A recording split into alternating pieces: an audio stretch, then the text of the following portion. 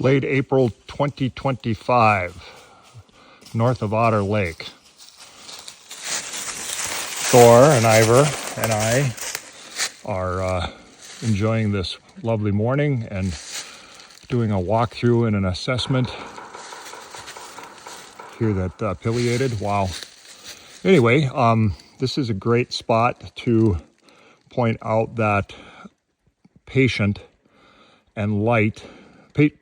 management with very light entries does provide regeneration, and sometimes it's the only way to get some of the regeneration that you want that is subject to competition if you open an area up and scarify it too much or disturb it too much.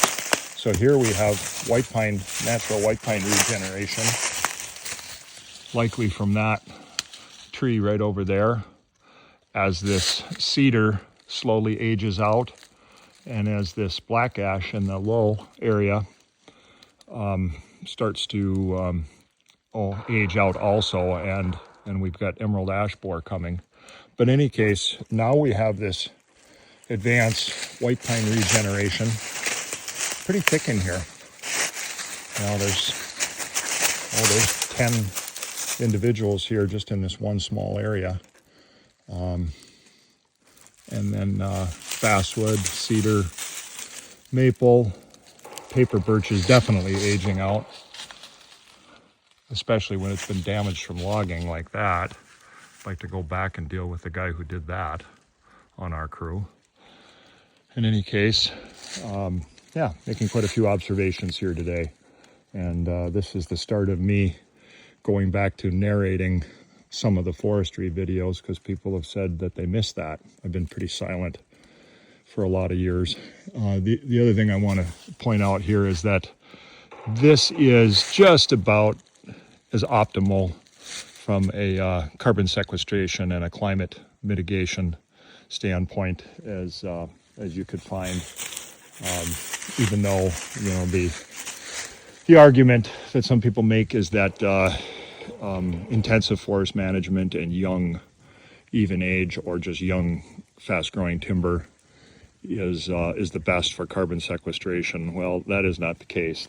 This is, you know, you look at the rugosity here, which is a measure of the volume and the randomness of the leaf area, even though the leaves aren't out yet here in late April.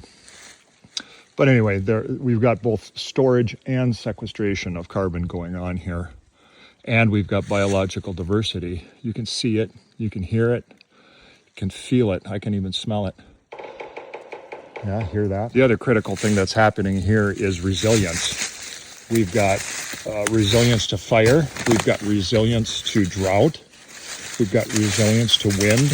And why is that? That's because we've got structural and compositional diversity and slight infrequent entries that also remove some mortality, but not very much, and do keep the stand relatively healthy and productive. It's very healthy from an overall forest standpoint. It's not optimally healthy from a growth and quality standpoint of, you know, high value commercial timber.